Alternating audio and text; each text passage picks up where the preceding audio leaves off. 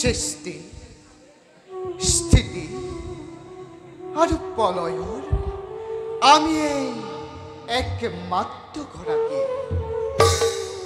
ব্রহ্ম সত্য জগতে মিথ্যা অনন্ত কোটি ব্রহ্মাণ্ডর আমি এই ষষ্ঠা আমার সৃষ্টি যেতিয়াই অধর্ময় ধর্ম মহাপাপে পুণ্যকে গ্রাস কৰিবলৈ উদ্যত হয় তেতিয়াই আখুৰিক শক্তিকে বিনাশ কৰি ধৰ্ম সংস্থাপনের উদ্দেশ্যে যুগে যুগে যুগে যুগে আমি অবতার, যুগে যুগে আমি অবতার, যুগে যুগে আমি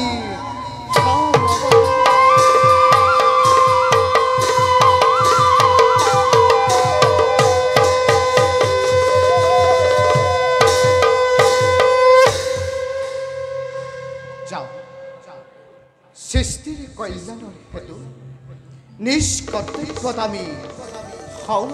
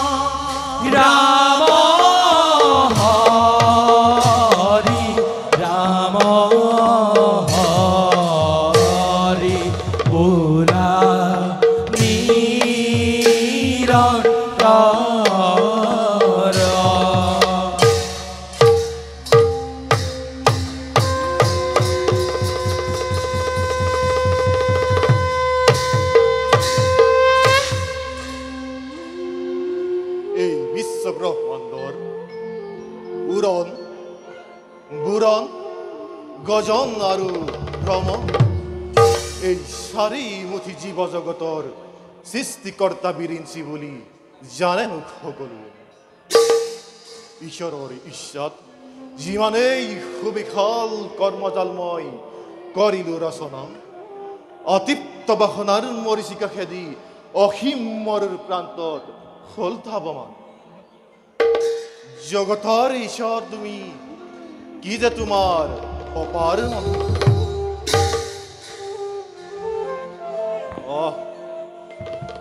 পৰমেশ্বৰে আমাক কৰিছে আহ্বান, যাওঁ যাওঁ মই প্ৰভুৰ কাষে।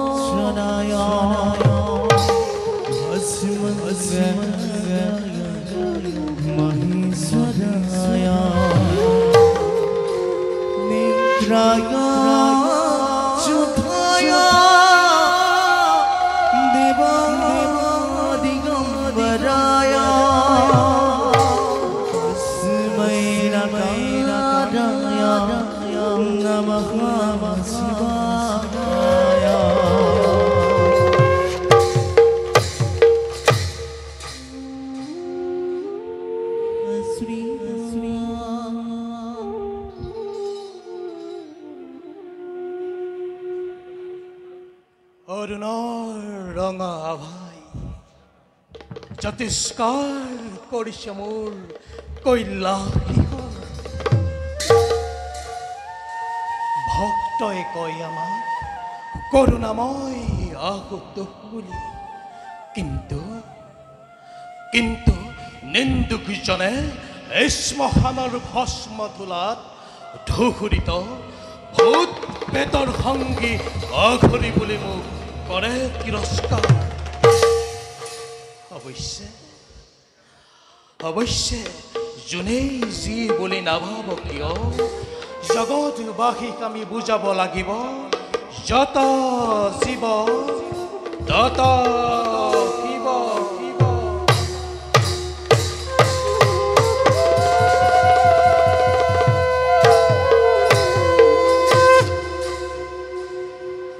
এই বিনন্দীয়া বিলাস সৃষ্টিত বিষ্ণুৱে পালনভাৰ কৰিছে গ্ৰহণ, আৰু আমি আৰু ৰুদ্ৰ যেতিয়াই অত্যাচাৰ বেবিচাৰ আদি দেখা দিলে ধৰাৰ বক্ষত,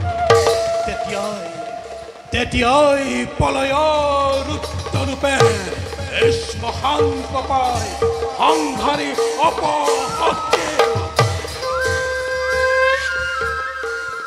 শান্তি প্ৰতিষ্ঠা কৰোঁ ধৰাৰ বক্ষত।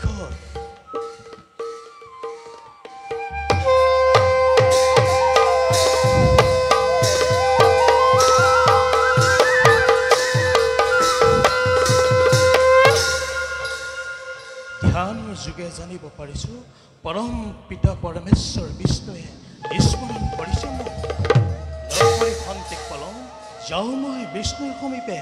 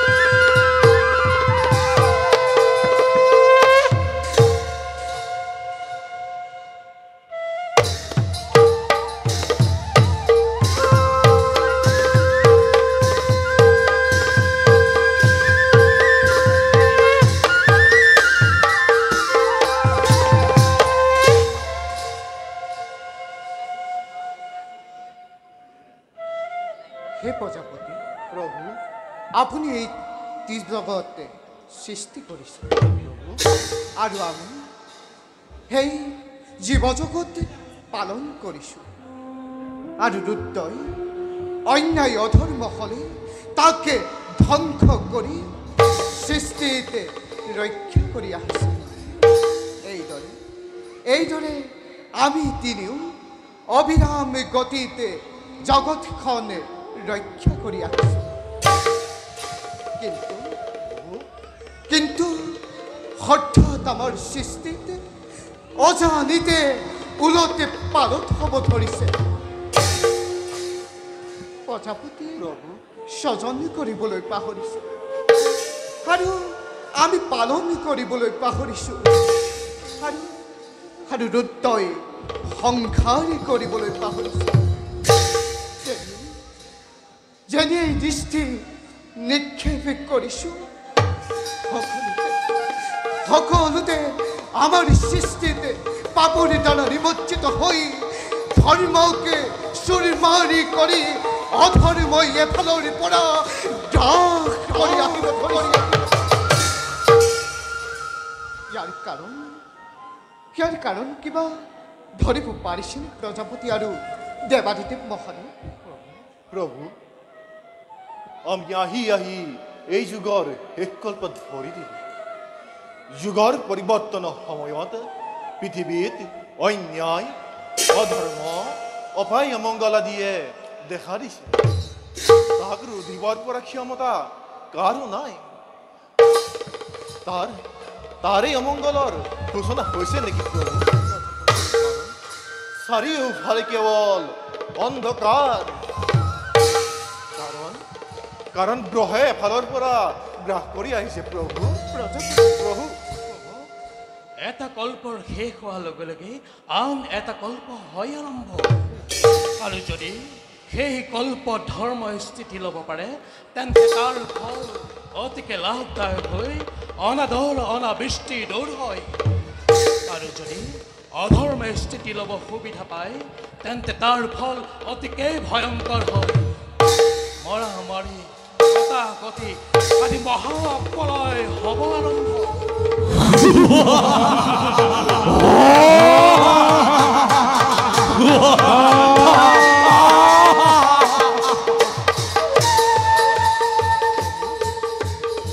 প্ৰভু মহাপ্ৰলয়ৰ আগজাননী হ'লেই আকাশ মাৰ্গত এটা ভীষণ দৈত্য। প্ৰভু আপোনাৰ সুদৰ্শন নিক্ষেপ কৰি সেই দৈত্যক বধ কৰক। মহাদেৱ আপোনাৰ হাতত থকা ফুল সেই আকাশ মাৰ্গলৈ নিক্ষেপ কৰক।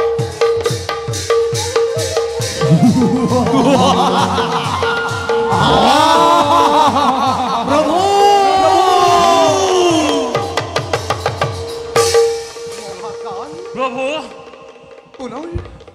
পুনৰ আবিৰ্ভাৱ হোৱাৰ কাৰণ কি মহাকাল? প্ৰভু পৃথিৱীৰ এই ৰক্ষণভাৰ আমাৰ ওপৰত জাপি দিয়া হৈছিল, কিন্তু সেই দায়িত্ব পালন কৰিবলৈ মই আজি অপাৰগ। তাৰ কাৰণ মহাকাল? তাৰ কাৰণ পৃথিৱীত অন্যায় অধৰ্ম অত্যাচাৰ অবিচাৰ আদি সকলে দূৰ সীমাত উপনীত হৈছে। ধৰ্মৰ নাম গুণ প্ৰভু নাইকিয়া হৈছে। ধৰ্মই থিতাপি ল'ব নোৱাৰা হৈছে। মই আৰু এইবোৰ চাই থাকিব নোৱাৰো প্ৰভু। তাৰ পৰিণাম অতি ভয়ংকৰ হ'বলৈ গৈ আছে। পৃথিৱীত মহাপ্ৰলয়ৰ সূচনা হৈ মহাসাগৰৰ পানীয়ে সকলো তাল নিয়াব। আগৰ শিক্ষা সভ্যতা জ্ঞান বিজ্ঞান এই সকলোবোৰ পানীত ডুব যাব। যাগ যজ্ঞ কৰিবলৈ ঋষি মুনিসকলৰ হাতত বেদ বেদান্ত একোৱেই বাচি নাথাকিব। সৃষ্টি ধ্বংস হলে পৃথিৱীৰ নৰ মনুষ্যৰ কি দশা হ'ব মহাকাল? পৃথিৱীত ধৰ্ম বুলিবলৈ একোৱেই নাই। সকলো অধৰ্মই গ্ৰাস কৰি আহিছে। মোৰো কাৰ্যকাল শেষ হৈ আহিছে মই আৰু এইবোৰ চাই থাকিব নোৱাৰো গতিকে এই পৃথিৱী ধ্বংস হোৱা অনিবাৰ্য তাৰ উপায় মহাকাল তাৰ উপায় পৃথিৱী সপ্তদিশৰ ভিতৰত জম্বুদ্বীপৰ মহাধৰ্মপান ৰজা সত্যবত এই মহাপ্ৰলয়ৰ মাজতো বাচি থাকিব আৰু প্ৰভু তেওঁৰ দ্বাৰা এই সৃষ্টি ৰক্ষা কৰিব পাৰিব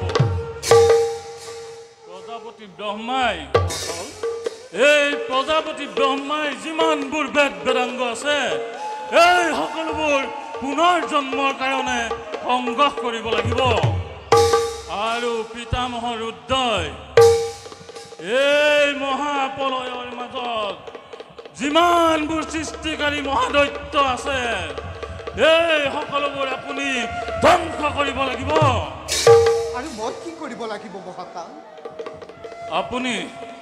আপুনি ৰজা সত্যবতক লগত লৈ সেই সময়ত যি অৱতাৰৰ হয় প্ৰয়োজন তাৰে ৰূপ ধৰি আপুনি প্ৰয়োজনীয় সামগ্ৰী উদ্ধাৰ কৰিব লাগিব কিন্তু মনত ৰাখিব মহাপ্ৰলয়লৈ আৰু বেছি দিন নাই মই মোৰ কাৰ্য আৰম্ভ কৰোঁগৈ কিন্তু মনত ৰাখিব মহাপ্ৰলয়লৈ আৰু বেছি দিন নাই মই আহিলো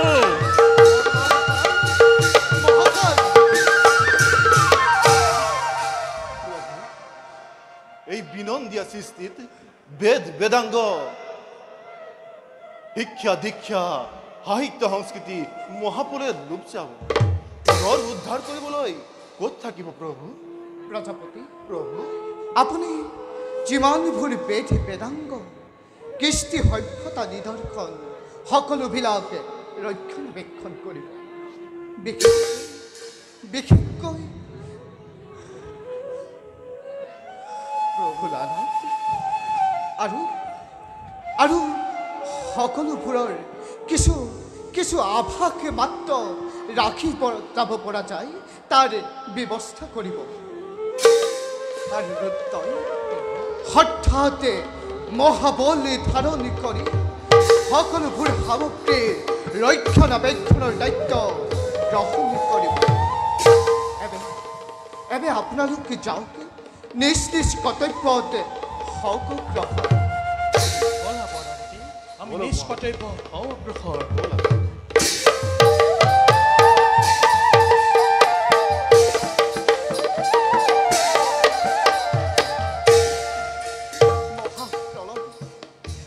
চাৰিওফালে কেৱল পানী মহাপ্ৰলয়ৰ মাজত আমাৰ কি অৱতাৰ হ'ব প্ৰয়োজন তাক আমি ভাবি পোৱা নাই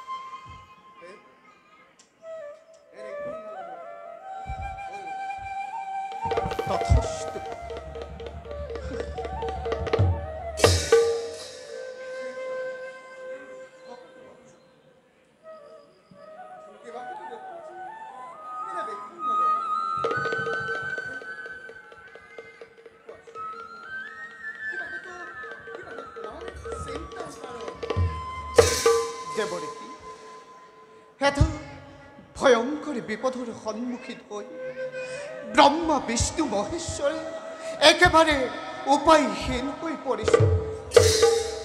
মহাকাল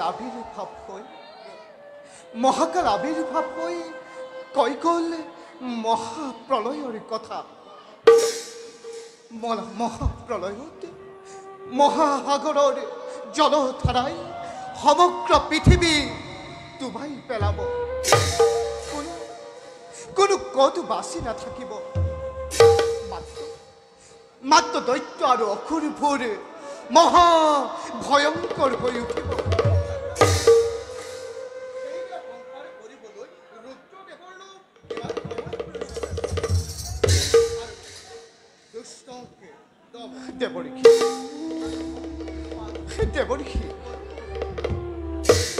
দেৱৰীষি, আপুনি কথাটো একেবাৰে পাতলকৈ ভাবিছে।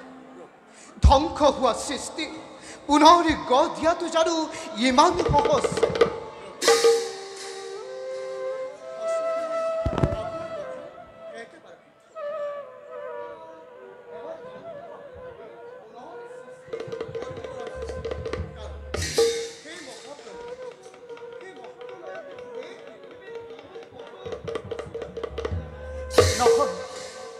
নহয় দেৱৰীষি, মহাকালে কৈ গ'ল জম্বুদ্বীপৰ ৰজা সত্যব্ৰতে।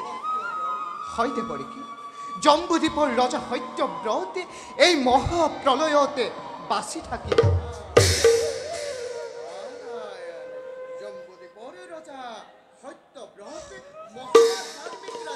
হয় দেৱৰীষি,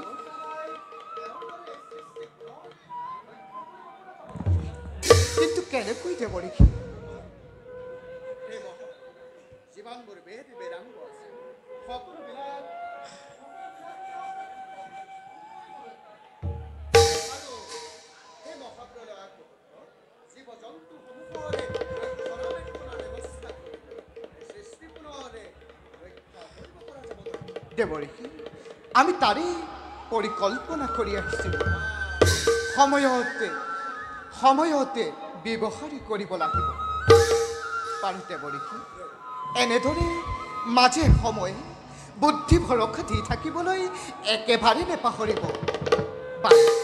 বাৰু এতিয়া যাওক, এই বাৰ্তা পৃথিৱীৰ নৰ সমাজত প্ৰেৰণ কৰকগৈ।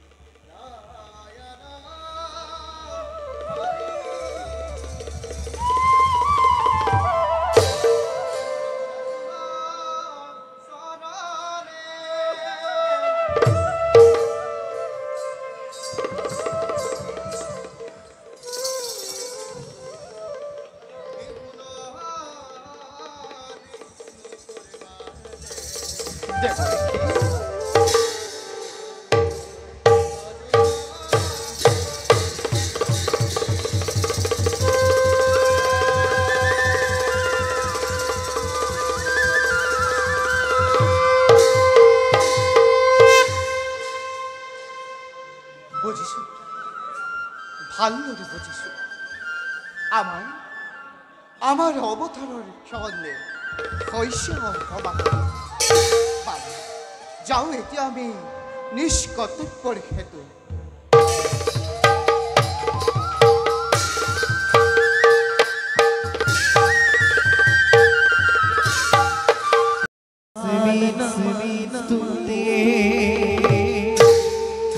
महालक्ष्मी नमस्ते।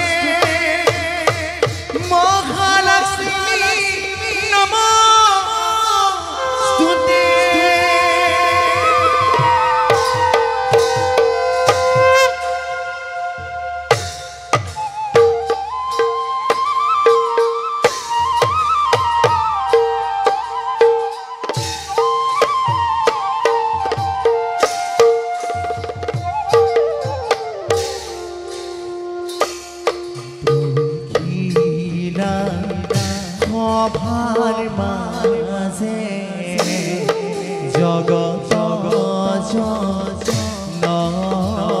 জননী লয় লাখে সদি গাহে গজেন্দ্র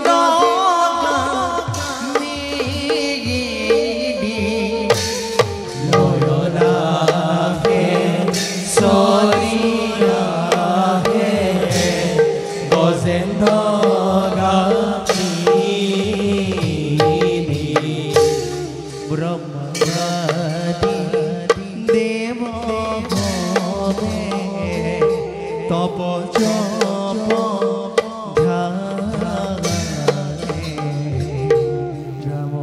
কৃষ্ণ হরি বোলা সভা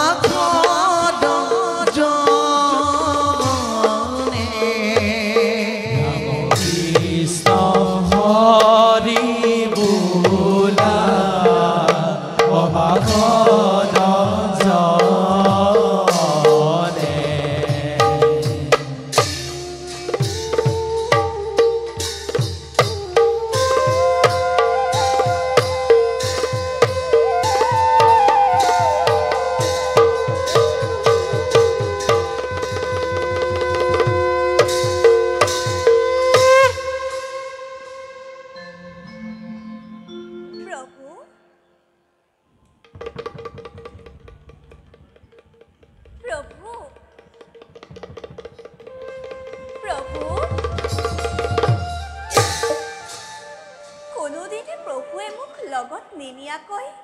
স্বর্গ মৰ্ত্য পাতাল কলৈ শুনা যায় মোক লগত লৈহে সকলো আলোচনাৰ পাতনি মেলে কিন্তু আজি কিয় মনে মনে গুচি গ'ল তাৰ কাৰণহে মই বুজি নাপালো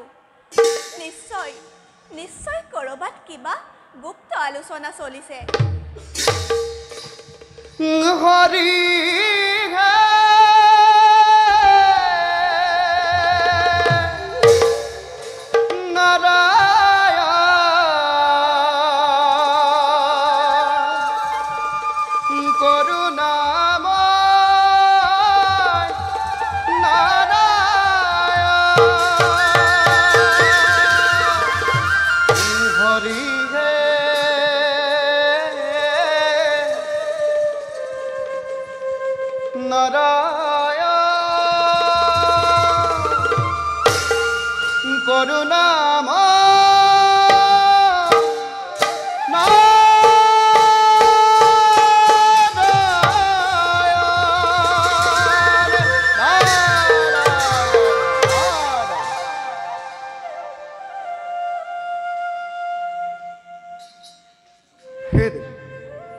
এনে কিন্নাৰৰ দৰে সেৱা কৰিবা গ্ৰহণ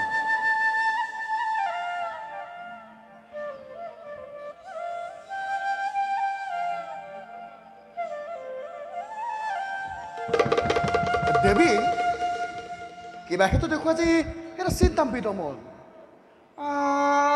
বৈকুণ্ঠলৈ আহিলে মোৰ লক্ষ্মী নাৰায়ণৰ যুগল স্মৰণ হৈছে দৰ্শন কিন্তু আজি আমি তাৰ পৰাও বঞ্চিত নাৰায়ণ ঠিকেই কৈছে দেৱৰ্ষী কোনোদিনে প্ৰভুৱে মোক লগত নিনিয়াকৈ নাযায় কিন্তু আজিহে তাৰ ব্যতিক্ৰম হ'ল প্ৰলয় দেৱী প্ৰলয় মহাপ্ৰলয় অচিৰতে এই বিশ্বত এক নতুন মহাপ্ৰলয়ে দেখা দিব চাৰিওফালে কেৱল পানী পানী পানী আৰু চাৰিওফালে কেৱল পানীয়ে হ'ব দেৱী চাৰিওফালে পানী আৰু পানী কতা মই দেখোন একো গমকেই নাপাওঁ আপুনি প্ৰভুক ক'ৰবাত লগ পাইছিল নেকি কওক দেৱৰ্ষী নাৰায়ণ তাকেইতো ক'বলৈ আহিছোঁ দেৱী গৈছিলোঁ মই কৈলাশধামলৈ তাত দেখিলোঁ ব্ৰহ্মা বিষ্ণু মহেশ্বৰে তিনিও গুপ্ত আলোচনাত মগ্ন আৰু কাক দেখিলোঁ জানা ৰুদ্ৰৰ ভাৰ্যা পাৰ্বতী আৰু ব্ৰহ্মাৰ কন্যা সৰস্বতী আৰু তাতোতকৈ ডাঙৰ কথা কি জানা দেৱী সেই মহাপ্ৰলয়ত কোনে কি কাৰ্য কৰিব সকলো ভাগ বতৰা কৰি শেষেই কৰি পেলালে তোমাক সেই আলোচনাত নেদেখি মই একেবাৰে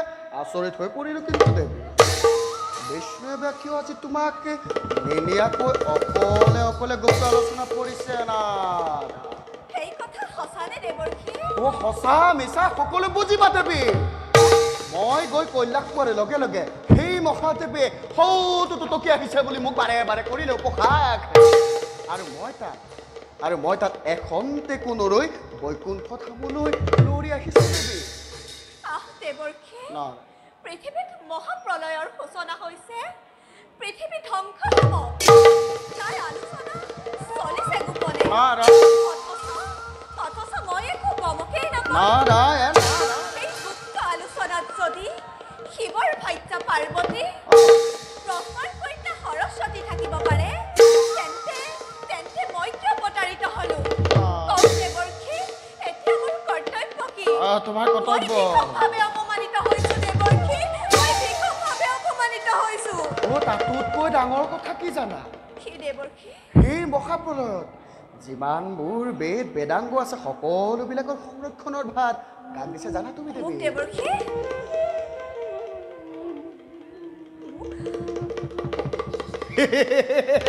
সকলোবিলাকৰ দায়িত্ব দিছে ব্ৰহ্মাৰ কন্যা সৰস্বতী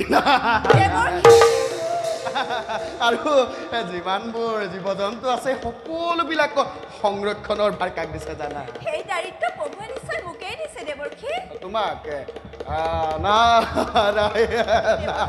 এই সকলোবিলাকৰ দায়িত্ব দিছে শিৱৰ ভাৰ্যা পাৰ্বতী দুয়োৰে মনত যে কি আনন্দ তুমিও তাত থকা গ'লে সেই আনন্দ ভাগ ল'ব পাৰিলা হয় তুমি দেৱৰ্ষি নুশুনাবা মোক এনে গুপ্ত কাহিনী প্ৰভুৱে মোক আজি কিয় প্ৰতাৰণা কৰিলে মই কি তেওঁৰ পত্নী নহয় নাৰী লাস্যময়ী নাৰী হাস্যময়ী সময়ত নাৰীয়ে ধৰিব পাৰে ৰণ চণ্ডী মূৰ্তি প্ৰভুৱে কি মোৰ অবিহনে পৃথিৱী ৰক্ষা কৰিব পাৰিব ইয়াৰ মই ভীষণ প্ৰতিশোধ ল'ম দেৱৰ্ষি ইয়াৰ মই ভীষণ প্ৰতিশোধ ল'ম বিষ্ণুৱে কিয় আজি তোমাক নিনিয়াকৈ এনেদৰে গোপনে গোপনে নতুন সৃষ্টিৰ পাতনি মেলিছে আমি ক'লে তাক একেবাৰে বুজা নাই দেৱী প্ৰভুৰ সেই সৃষ্টি পাতনি মই নিমিষতে ৰুদ্ধ কৰিম প্ৰভুৱে বুজিব লক্ষ্মীক অৱহেলা কৰাৰ পৰিণাম কিমান ভয়ংকৰ চাই থাকক দেৱৰ্ষি আপোনাকেই সাক্ষী কৰি আপোনাৰ এই সন্মুখতে মই এক মহাপ্ৰলয়কাৰী দৈত্যৰ ছদন কৰি প্ৰভুৱে যি নতুন সৃষ্টি পাতনি অংকুৰণ কৰিছে তাক মই নিমিষতে ধূলিৰ লগত উৰুৱাম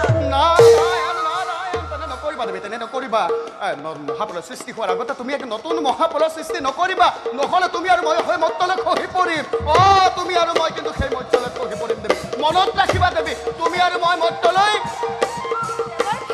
খহি পৰিম নাই দেৱৰ্ষি মই এবাৰ যি কামনা মনস্থ কৰিলো তাৰ পৰা কদাপি তুমি চলিত নহ'ম নাৰী হিংসাপৰায়ণ মই ইয়াৰ ভীষণ প্ৰতিশোধ ল'ম দেৱৰ্ষি মই ইয়াৰ ভীষণ প্ৰতিশোধ ল'ম প্ৰভুৰ নতুন সৃষ্টি মই নিমিষতে ধ্বংস কৰিম প্ৰভুৰ নতুন সৃষ্টি মই নিমিষতে ধ্বংস কৰিম প্ৰভুৰ নতুন সৃষ্টি মই নিমিষতে ধ্বংস কৰিম প্ৰভুৰ নতুন সৃষ্টি মই নিমিষতে ধ্বংস কৰিম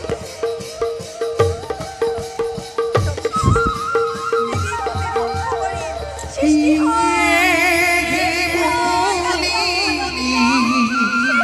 লক্ষ্মী মায়ে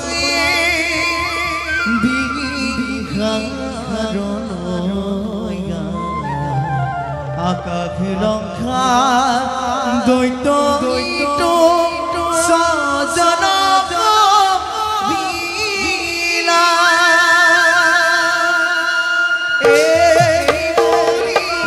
লক্ষ্মী মায়ে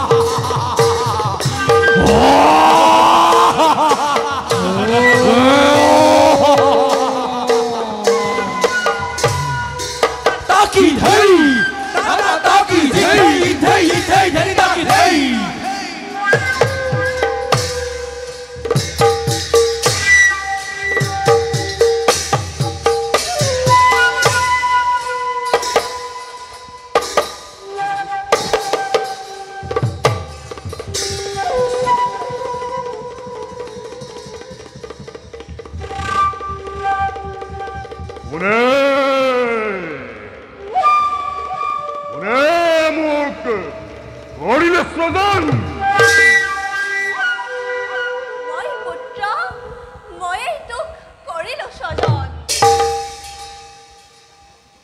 কোন তুমি দিয়া তোমাৰ সত্য পৰিচয় শ্ৰীজগতৰ মাতৃ মই লক্ষ্মী মাতৃ মাতৃ কিয় তুমি মোক অকস্মাতে কৰিলে স্বজন এই কাৰ্য মই কৰিম সাধন মাতৃ তোক স্বজন কৰাৰ উদ্দেশ্য মোৰ মহান কিছুদিনৰ পাছত মহাপ্ৰলয়ৰ সৃষ্টি হ'ব মহাপ্ৰলয় চাৰিওফালে কেৱল পানী আৰু পানী থাকিব পানী থাকিব চাৰিওফালে পানী হলে আমি জীয়াই থাকিম কেনেকৈ পানীৰ মাজত জীয়াই থকাটো অসম্ভৱ অসম্ভৱ মাতৃ সম্ভৱ সম্ভৱ মই তোক বৰ দিছো বৰ্ষা তই জল জল স্থল আকাশ আকাশ পাতাল পাতাল সকলোতে মুক্ত মনেৰে বিচৰণ কৰিব পাৰিবি তোক প্ৰভুৰ সুদৰ্শন চক্ৰ দৰ্শন চক্ৰ মহাদেৱৰ ত্ৰিশূলেও খুলেও মৃত্যু ঘটাব নোৱাৰে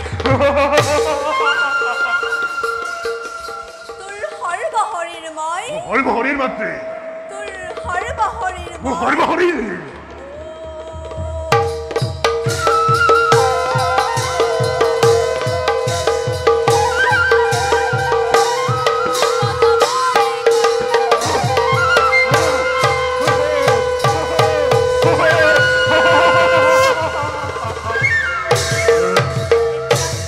এতিয়া তই মোৰ আদেশ মতে কাম কৰি যাব লাগিব মাতৃ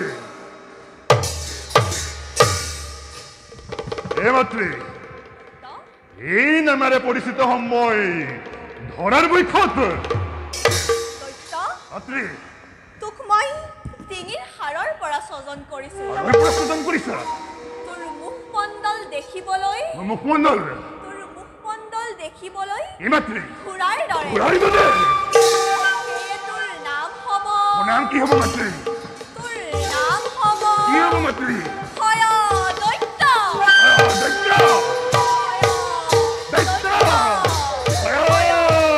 দৈত্য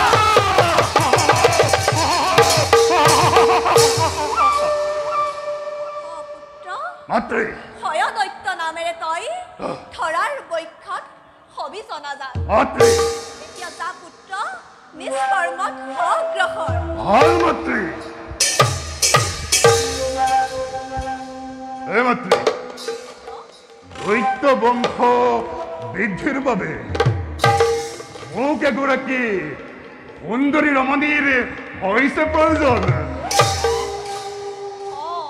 তই ঠিকেই কৈছ পুত্ৰ মাতৃ এই পৃথিৱীত ব্ৰহ্মাৰ কন্যা সৰস্বতীৰ সমান সৰস্বতী জ্ঞানী মানি সুন্দৰী নাৰী অন্য কোনো নাই মাতৃ গতিকে পুত্ৰ মাতৃ তই চলে বলে কিংবা কৌশল কৰি হ'লেও সৰস্বতীক বিবাহ কৰিব বিবাহ কৰিম পুত্ৰ মাতৃ তই চলে বলে কিংবা কৌশল কৰি হ'লেও সৰস্বতীক বিবাহ বিবাহ কৰিম যা পুত্ৰ মাতৃ। তই চলে বলে কিংবা কৌশল কৰি হ'লেও মাতৃ। সৰস্বতীক বিবাহ কৰগৈ মাতৃ মই আহিলো পুত্ৰ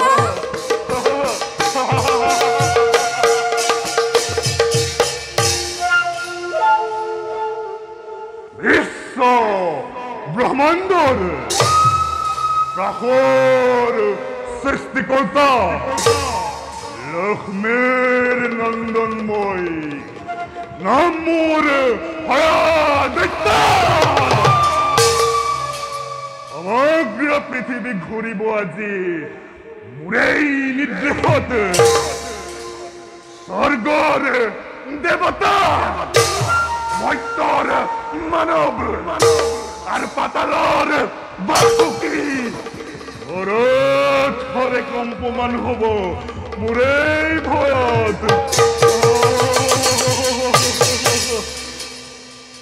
ব্ৰহ্মাৰ কন্যা সৰস্বতী কৰিব লাগিব মোৰেই অৰ্ধাংগিনী দেখিব বিচাৰি বুজিব জগতে এই হৰ দৈত্যৰ সম্পত্তি বীৰত্ব পৰাক্ৰম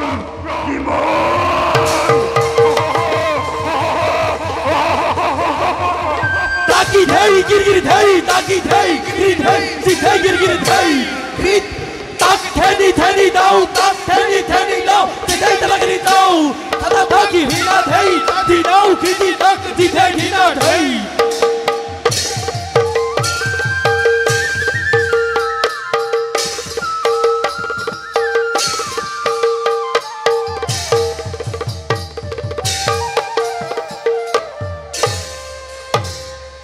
प्रभु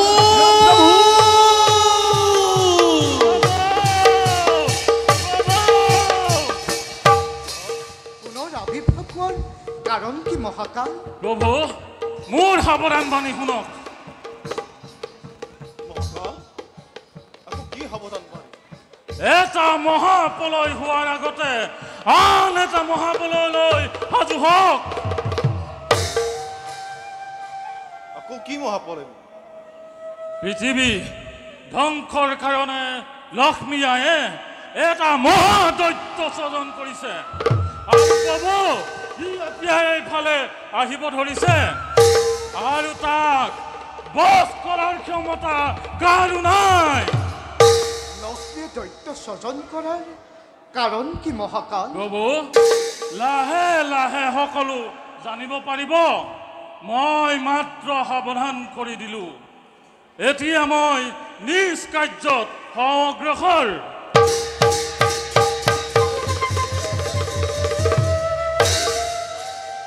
তেন্তে তেন্তে মহাবিপদ হ'ল প্ৰজাপতি সঁচাকৈ সঁচাকৈ নাৰী চৰিত্ৰ বুজা বৰ টান লক্ষ্মীয়ে মোৰ লগতে প্ৰতিদ্বন্দ্বিতা কৰাৰ ফলে নিশ্চয় ভোগ কৰিব প্ৰভু এই টুটুকীয়া নাৰত থাকে মানে এনেকুৱা নোহোৱা নুবুজা ঘটনা ঘটিয়েই থাকিব সি মোৰ পুত্ৰ হৈ মোৰ সৃষ্টিত হেঙাৰ স্বৰূপে থিয় দিছে তাক মই এইবাৰ নকৰিম ক্ষমা তাক এইবাৰ মই উচিত শিক্ষা কৰিম প্ৰদান মহাপ্ৰলয় আগমুহূৰ্তত নানা ধৰণৰ বিভীষিকা হ'ব আগমন তাক যেন বাধা দিবলৈ কাৰো শক্তি নাই আমাৰো দেখোন লাহে লাহে শক্তি কমি আহিব ধৰিছে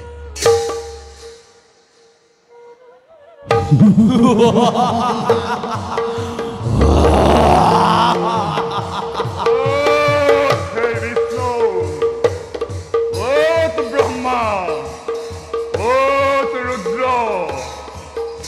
ওত হে ব্ৰহ্মৰ কন্যা সৰস্বতী মই সৰস্বতীকে বিবাহ কৰাম লক্ষ্মী আয়ে সৰস্বতীক বিবাহ কৰাবলৈ মোক নিৰ্দেশ দিছে সাৱধান সাৱধান দৈত্য এই কিয় তই বৈকুণ্ঠপুৰে কৰিলি প্ৰৱেশ এই মূৰ্খ মই লক্ষ্মীৰ নন্দন এই সমগ্ৰ পৃথিৱীৰ ভূভাৰ মোৰ হাতত অৰ্পণ কৰিছে তহঁতে মোৰ একো ক্ষতি কৰিব নোৱাৰ ইচ্ছা কৰিলে প্ৰমাণ চাব পাৰ এই ভাগ্যৰ বিড়ম্বনা ঘটিছে আহ, লক্ষ্মীৰ কৃপাত এই পৃথিৱীত এক ক্ষুদ্ৰ মাখিৰ পৰা সিংহ হৈ বিচৰণি কৰিছিল নহলে এই সুদৰ্শনেৰে তোৰ মুণ্ড খণ্ড খণ্ডকৈ সাদঙ্গি কৰে দিলু ফেতেন দৈত্য অতি বলি আৰু সহ্য কৰিব নোৱাৰো ললোৱে মহাত্ৰিশূল চাওঁ বাৰু কেনেদৰে ব্যৰ্থ কৰ আপোনাৰ সুদৰ্শন নিক্ষেপ কৰক নহ'লে ই ধ্বংস কৰিব ও ৰাম কৃষ্ণ হৰি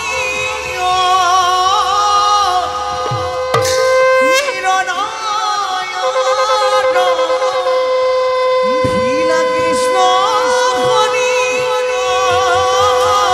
ভীলা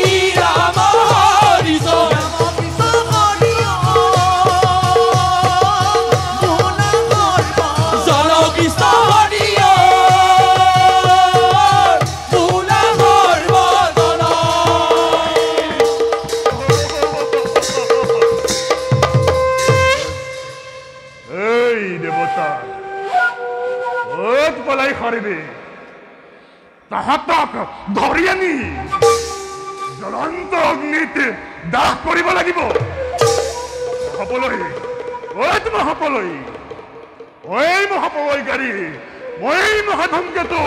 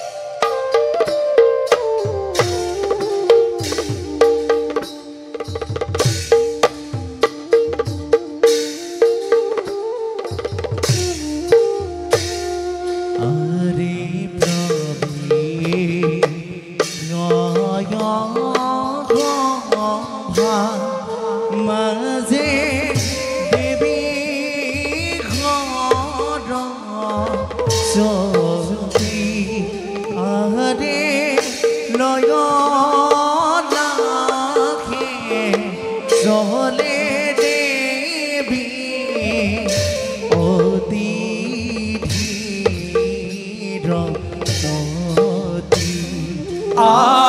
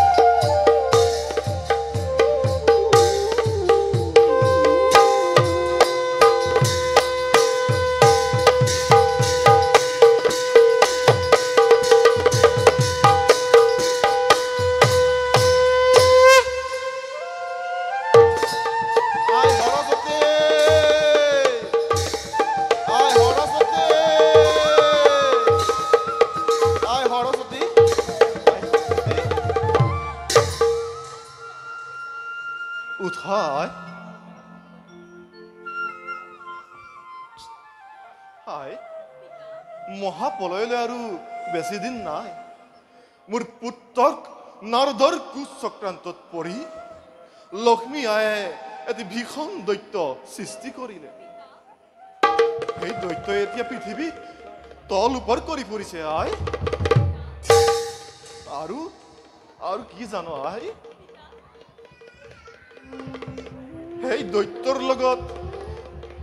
সেই দৈত্যৰ লগত তোক বিয়া দিম বুলি লক্ষীয়ে প্ৰতিজ্ঞা কৰিছে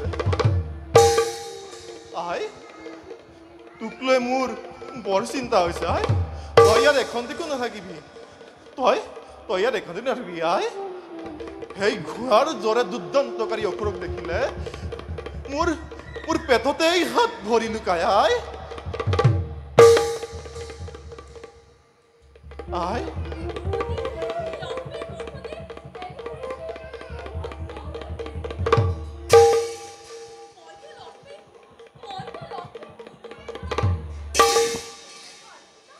আই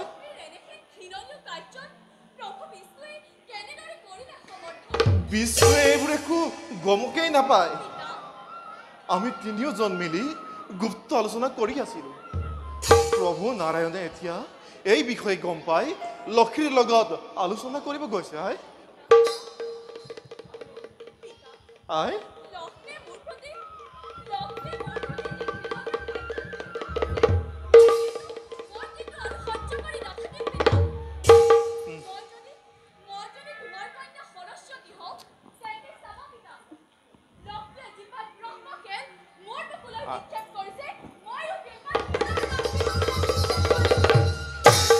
তই এইবোৰ একোকে নকৰিবি আই ঐ সেই দুৰ্দান্তকাৰ অসুৰে তোক হৰণ কৰি লৈ যাব আই তই ইয়াত এখন্তে নাথাকিবি আই আই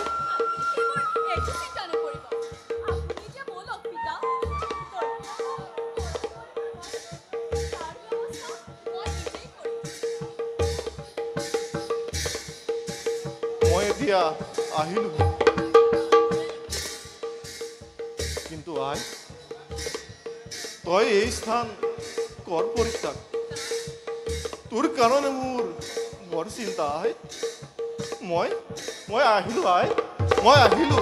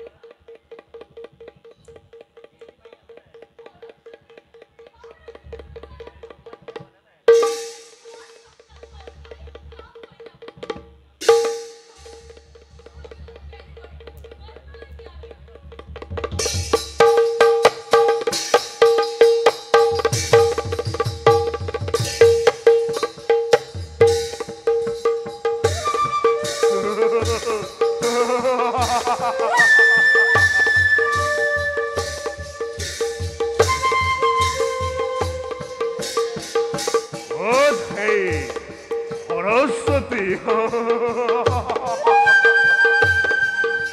মই সৰস্বতীকে বিবাহ কৰাম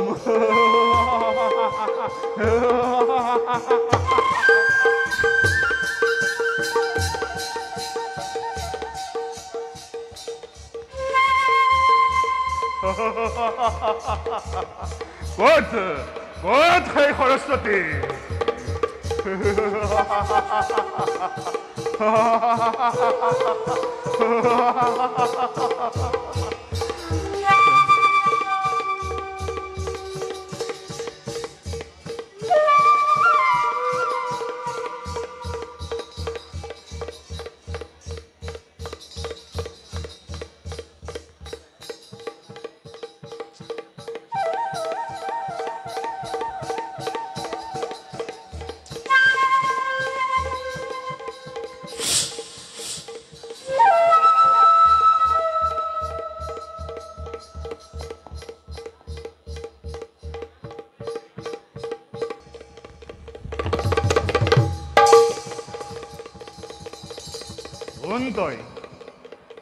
তই কুৎসিত নাৰী এই ভুতুনি নে যখিনী এই হয়দত্তৰ আগত কোনো মায়া নচলিব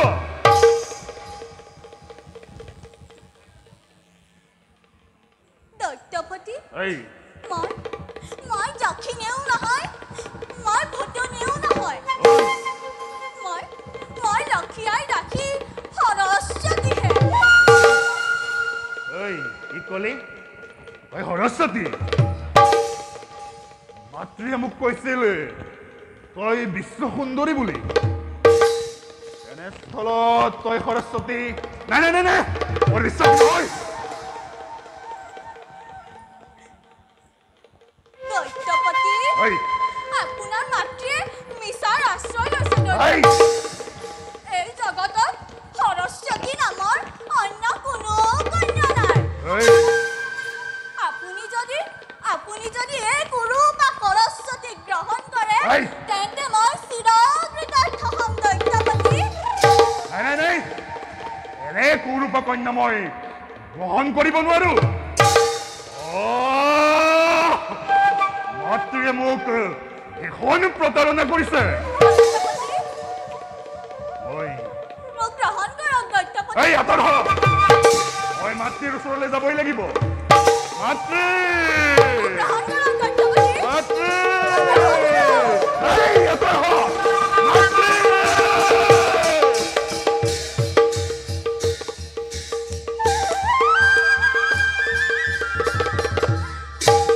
এইবাৰ সাৱধান হবা লক্ষ্মী তুমি যি পাত ব্ৰহ্মখেল মোৰ বুকুলৈ নিক্ষেপ কৰিছিলা ময়ো সেই পাত তোমাৰ বুকুলৈ পুনৰ নিক্ষেপ কৰিম চাও বাৰু তুমি কেনেদৰে নিজক ৰক্ষা পেলোৱা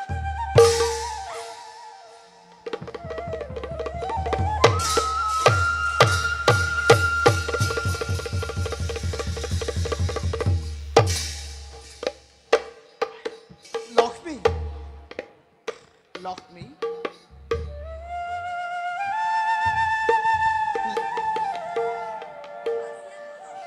কিহৰ প্ৰয়োজন হ'ল মইতো এতিয়া বিষ্ণুপ্ৰিয়া লক্ষ্মী নহয় লক্ষ্মী তোমাৰ এনে অবিশ্বাস কাৰ্যই দেৱ সমাজত মোক ঘৃণনীয় কৰি তুলিছে মই জগত কৰ্তা ঈশ্বৰ আৰু তুমি জগতৰ মাতা লক্ষ্মী আমাৰ কাৰ্যত তুমি প্ৰতিদ্বন্দ্বিতা কৰাৰ ফল কি হ'ব পাৰে তুমি এবাৰো ভাবি চোৱা নাই লক্ষ্মী প্ৰভু আপুনি কি ক'ব খুজিছে মই একো বুজি পোৱা নাই সকলো বুজাই কওক শুনা লক্ষ্মী আৰু অলপ দিনৰ পিছত মহাপ্ৰলয় আৰম্ভ হ'ব মহাসাগৰৰ জলধাৰাই সমগ্ৰ পৃথিৱী ডুবাই পেলাব কিন্তু তাৰ আগতে তুমি এটা ভীষণী দৈত্য স্বজন কৰি মহাপ্ৰলয় আৰম্ভ কৰি আমাৰ লগতে প্ৰতিদ্বন্দ্বিতা কৰিব খুজিছা আপোনালোকৰ আলোচনাত যদি শিৱৰ ভাৰ্যা পাৰ্বতী লক্ষ্মী ব্ৰহ্মাৰ কন্যা সৰস্বতী থাকিব পাৰে তেন্তে মই কিয় অযোগ্য হলো আপোনাৰ পত্নী হৈও মই কিয় আলোচনাত ভাগ ল'ব নোৱাৰিলো এই কথা তোমাক কোনে ক'লে লক্ষ্মী মোক কোনেও ক'ব নালাগে মই সকলো নিজেই জানিছো মই জানিব পাৰিছো তুমি নাৰদৰ কুচক্ৰান্তত পৰি এনে ঘৃণনীয় কাৰ্যত লিপ্ত হলা নিমাত কিয় লক্ষ্মী তুমি জানিব লাগিছিল সঁচাকে মিছা আৰু মিছা সঁচা কৰা নাৰদৰ যুগে যুগে চলি আহিছে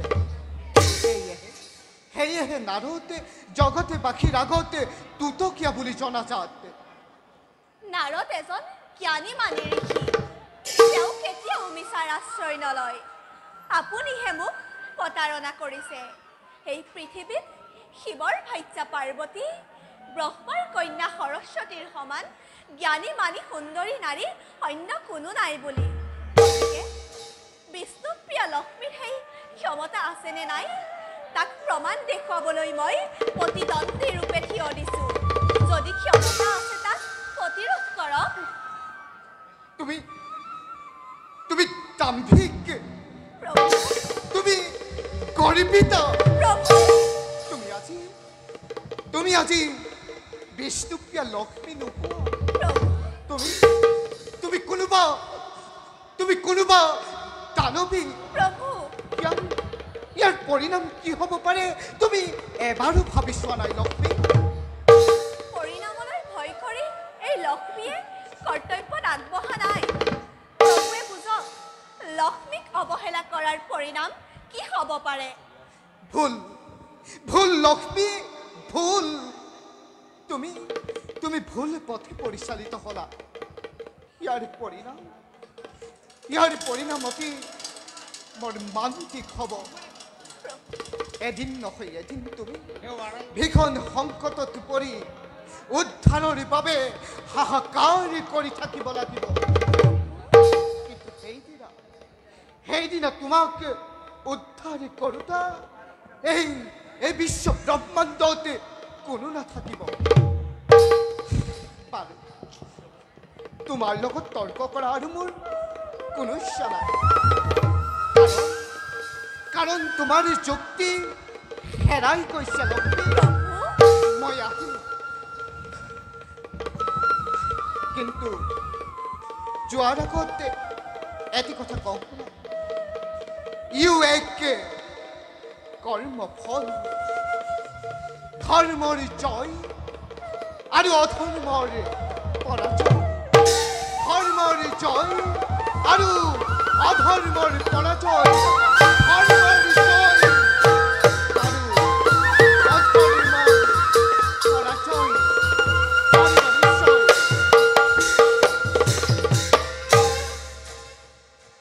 লক্ষ্মী ইমান অবলা নহয় যে কাৰোবাৰ চাতুৰি কথাত ভুল যাব পৃথিৱীত মহাপ্ৰলয়ৰ সৃষ্টি হ'ব তাৰ পাছত আৰু এখন নতুন পৃথিৱীৰ যাতে স্বজন নহয় তাৰ প্ৰতি লক্ষ্য ৰাখিহে মই মহাপ্ৰলয়কাৰী দৈত্যৰ স্বজন কৰিছোঁ মন্ত্ৰী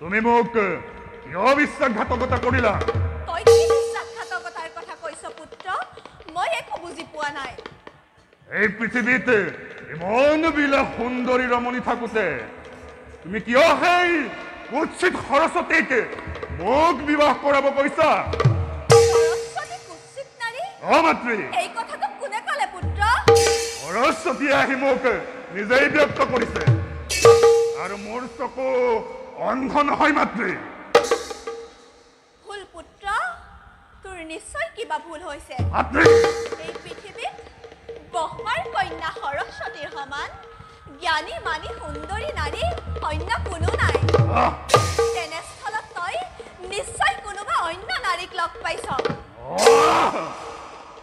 মই বুজিব পাৰিছো মাতৃ এই পৃথিৱীত যিমান বিলাক সুন্দৰী আছে সকলো তোমাৰেই দাসী আৰু সৰস্বতীও তোমাৰেই দাসী এনেস্থলত দাসী কন্যা বিবাহ কৰালে চিৰদিন মই দাস হৈ থাকিব লাগিব ভুল পুত্ৰ মোৰ কোনো দাস দাসী নাই মাতৃ তোৰ নিশ্চয় কিবা ভুল হৈছে পুত্ৰ তই মিছাত ভুল নাযাবি সঁচা মিছা মই একোকে নাজানো পুত্ৰ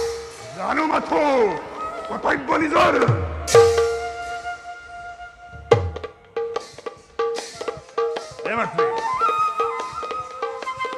মইতো তোমাৰ গৰ্ভজাত সন্তান নহয়। মোৰ ইচ্ছা পূৰণৰ হেতু মোক তুমি সৃজন কৰিছিলা। তোমাক দেখিলে মোৰ মাতৃভাৱ নাজাগে। মাতৃ, তুমি যদি মোৰ লগত বিবাহ হোৱা তেন্তে পৃথিৱীৰ সমস্ত দাস দাসী মোৰেই হ'ব।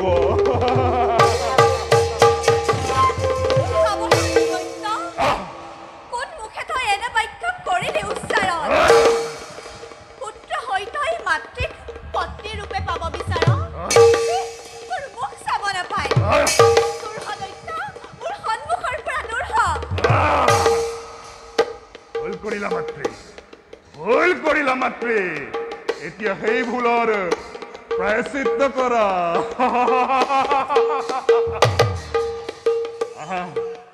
আহা লক্ষ্মী, পুত্ৰভাৱ পৰিহাৰ কৰি পত্নী ৰূপে চিৰদিনৰ বাবে মোৰ বুকুত লোৱাহি জিৰণি। আহা লক্ষ্মী, ৰক্ষা কৰা! ৰক্ষা কৰা!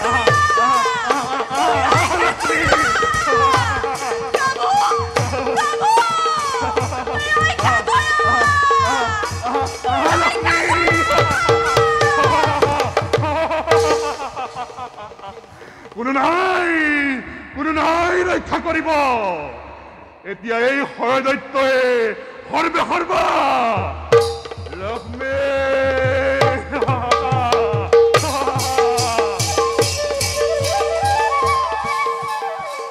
ৰক্ষা কৰা! প্ৰভু! প্ৰভু! ৰক্ষা কৰা! ৰক্ষা কৰা! প্ৰভু! এই দৈত্যই মোৰ পাছে পাছে খেদি আহিছে। মোক ৰক্ষা কৰা প্ৰভু! মোক ৰক্ষা কৰা! এতিয়া কেনে লাগিছে লক্ষ্মী? জগতৰ মাতা হৈ যি তুমি ঘৃণনীয় কাৰ্য কৰি মোক ৰক্ষা কৰা! তাৰ প্ৰতিফল আজি ভোগ কৰিবলৈ সাজু হোৱা ভীষণ দৈত্য স্বজন কৰি আমাৰ সৃষ্টি ধ্বংস কৰিবলৈ গৈ এতিয়া তুমি মহাসাগৰত ডুব মাৰি থাকিব লাগিব। তুমি মোক স্পৰ্শ নকৰিবা লক্ষ্মী। ক্ষমা কৰা। তোমাৰ পাপৰ প্ৰায়শ্চিত্ত হ'ব লাগিব। অমৰা নাৰী মই দুৰ্বল মুহূৰ্তত এনে নকৰিবলগীয়া কাম কৰি পেলালো। মোক ক্ষমা কৰা প্ৰভু, মোক ক্ষমা কৰা। দৈত্যৰ হাতৰ পৰা মোক ৰক্ষা কৰা।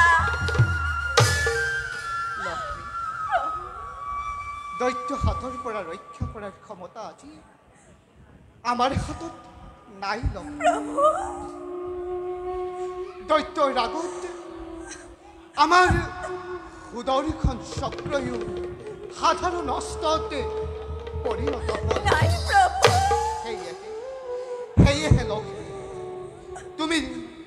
তুমি দৈত্যৰ পত্নীত্ব গ্ৰহণ কৰাৰ বাহিৰে অন্য উপায় নাই লক্ষ্মী।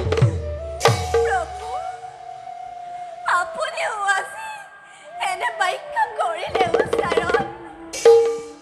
মই উচ্চাৰণ কৰা নাই লক্ষ্মী। আজি দৈত্যই সমগ্ৰ জগতবাসীৰ আগতে উচ্চ স্বৰে চিঞৰি চিঞৰি কৈ গ'ল, লক্ষ্মী লক্ষ্মী হচ্ছে মোরে একমাত্র পত্নী। লক্ষ্মী পুত্রভাব পরিহার করে পত্নী রূপে থুত পেল মোরে হৃদয়তে।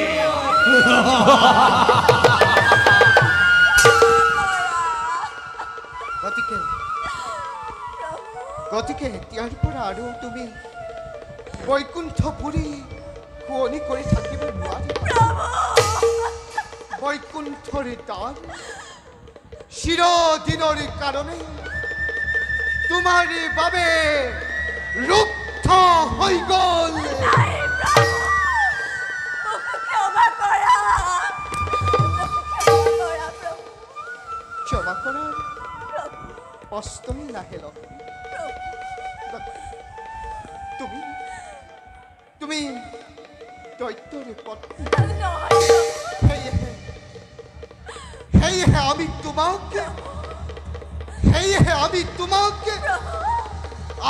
তোমাকে পৰিত্যাগ কৰিলাম।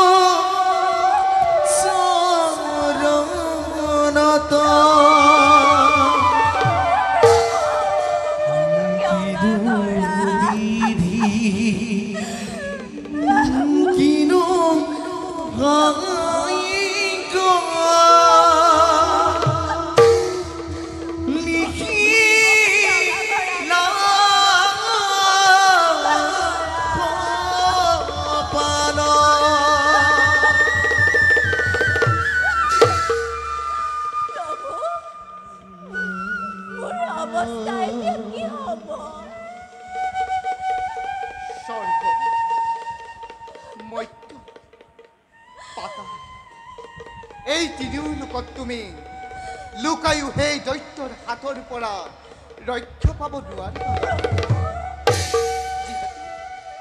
যিহেতু তাক তুমি অমৰত্ব বৰ্তি স্বজন কৰিছা, সেয়েহে তুমি তোমাৰ লজ্জা নিবাৰণৰ হেতু সৌ মহাসাগৰতে ডুব গৈ থাকিবই লাগিব। আপুনি কি বিধান দিছে? মোক পৰিত্যাগ নকৰিব প্ৰভু, মোক পৰিত্যাগ নকৰিব। ধৰ্পিতা নাৰী, এইয়ে উপযুক্ত শাস্তি। যদি তুমি নিজৰ সতীত্ব ৰক্ষা কৰিব বিচাৰিছা, যদি তুমি এই জগতৰ মাতৃ হৈ থাকিব বিচাৰিছা, তেন্তে ইয়াৰ বিলুপ্তি সাধন কৰিবই লাগিব।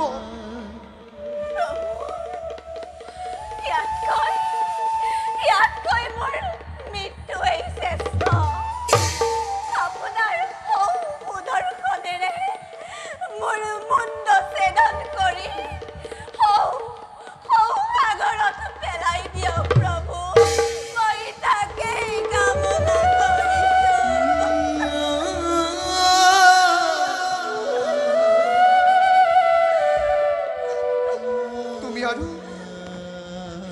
তুমি আৰু পলম নকৰিবা লক্ষ্মী। যথা ধৰ্ম তথা জয়। নহলে তুমি আৰু বিপদৰ সন্মুখীন হ'ব লাগিব লক্ষ্মী। যাক তুমি বুদ্ধিহীনা নাৰী বুলি সেৱজ্ঞান কৰিছা, সেই সৰস্বতী আজি তোমাক এনে অৱস্থা কৰি। সেয়েহে আজিৰ পৰা তুমি তিনি যুগ ধৰি তিনি যুগ ধৰি সৌ মহাসাগৰতে ডুব গৈ থাকিব লাগিব। যথা সময়তে আমি তোমাকে কৰিম উদ্ধাৰ। জগতবাসী, শ্ৰীলক্ষ্মীয়ে আজি জগতৰ মাতৃ হৈ প্ৰভুৰ সৈতে বৈকুণ্ঠপুৰী শুৱনি কৰিব লাগিছিল।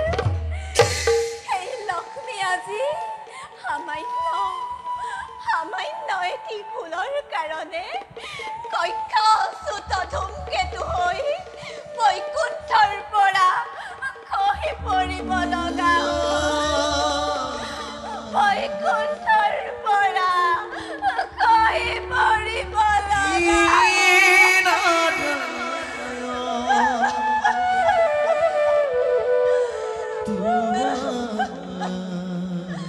দেৱৰ্ষী দেৱৰ্ষী তুমি কুমন্ত্ৰণা প্ৰয়োগ কৰি এই জগতৰ আগত মোক অনাদৰ প্ৰাপ্তি কৰিলা বৈকুণ্ঠৰ দুৱাৰ চিৰদিনলৈ ৰুদ্ধ কৰিলা আজি আজি ময়ো দিছো তোমাক মহা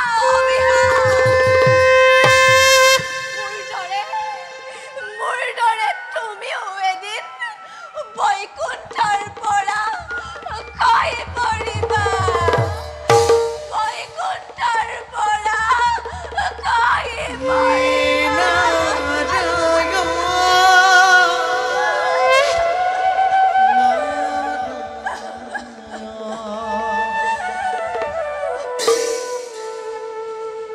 য'তেই বিষ্ণু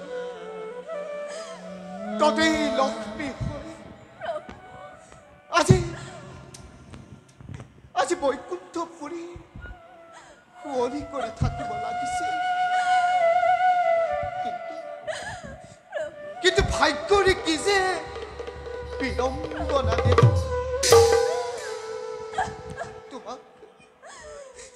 তোমাক আজি অকালতে হেৰুৱাব লগা হোৱাত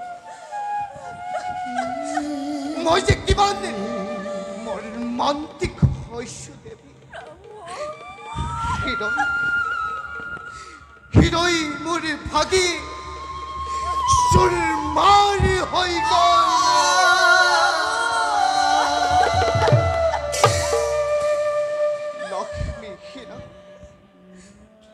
লক্ষ্মীহীন বৈকুণ্ঠপুৰী কিছুদিনৰ বাবে খালী হৈ ৰ'ব লক্ষ্মী খালী হৈ ৰ'ব প্ৰভু জন্মে জন্মান্তৰে আপোনাকেই যেন স্বামী ৰূপে পাওঁ সময়ত যেন মোক উদ্ধাৰ কৰিবলৈ নাপাহৰে তোমাৰ আগত অন্তিম বাৰলৈ মোৰ সেৱা কৰিব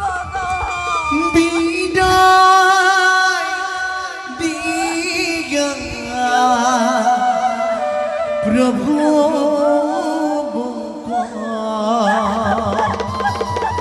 ধৰু শৰণত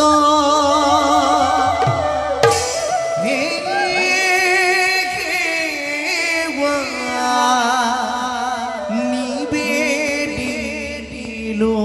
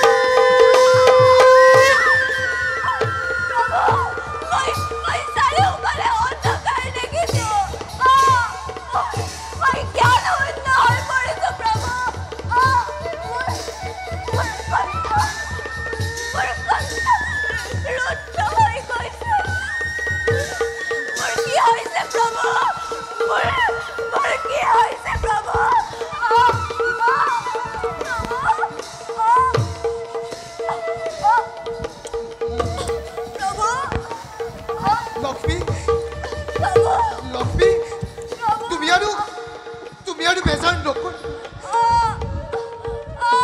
নকৰিবা লক্ষ্মী তুমি আৰু পলম নকৰিবা সমগ্ৰ পাপে তোমাক আগুৰি ধৰিছে সাগৰৰ ফালে তুমি ভৰি কৰি দল মাৰা লক্ষ্মী তুমি পলম নকৰিবা লক্ষ্মী তুমি পলম নকৰিবা তুমি সাগৰৰ ফালে ভৰি কৰি দল মাৰা লক্ষ্মী দেখা দেখা গৰিব জন ঈশ্বৰৰ মৰিলা এই মতে লক্ষ্মী দেবী সাগৰে ডুবিলা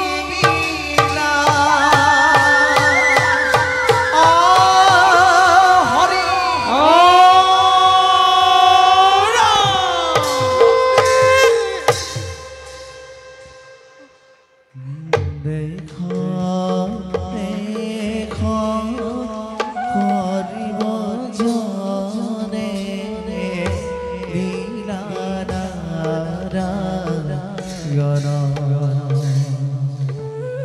পত্নী